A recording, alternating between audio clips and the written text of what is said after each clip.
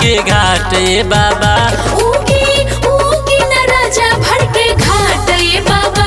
रोजे उगिले सबेरी आज कोई नी काहे देरी, रोजे उगिले सबेरी आज कोई नी काहे देरी। सभे जो होता राउर अब बात ए बाबा।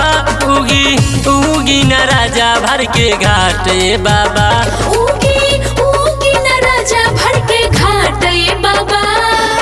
माँ Jagdamba recording studio Madhopur. Music by Ankit Sharma. जय हो छठी मैया, जय हो छठी मैया, जय हो छठी मैया, जय हो छठी मैया। 3 दिन से भूखल बाड़ी सभे तिवैया, सोनावा के रथ साजी आई गोसैया। जय जय छठी मैया, जय जय छठी मैया।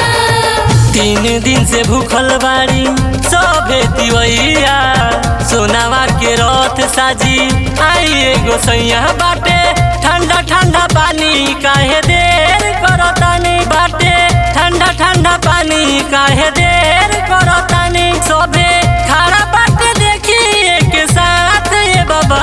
उगी उगी करामावा के घाट ए बाबा। उगी उगी न राजा भर के घाट ए बाबा। गोड़ो सुन देखाई बाबा राजा भर के घाट पो, गोड़ो सुन देखाई बाबा राजा भर के घाट पो।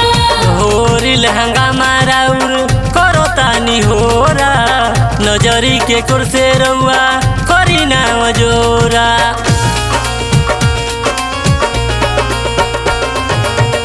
दीपक गुडूराउर करो तानी होरा, नजरी के कुर्से रउआ करी ना जोरा। सभे जोड़ो ताटे हाथ तनी मान जाई बात, सभे जोड़ो ताटे हाथ तनी मान जाई बात। काहे दिनों में कोइले बानी रात ए बाबा। उगी उगी न राजा भर के घाट ए बाबा। उगी उगी न राजा भर के घाट ए बाबा। रोजे उगिले सबेरी आज कोई नी काहे देरी, रोजे उगिले सबेरी आज कोई नी काहे देरी। सभे जो होता राउर अब बात ए बाबा। उगी उगी न राजा भर के घाट ए बाबा। उगी उगी न राजा भर के घाट ए बाबा। माँ जगदम्बा रिकॉर्डिंग स्टूडियो माधोपुर।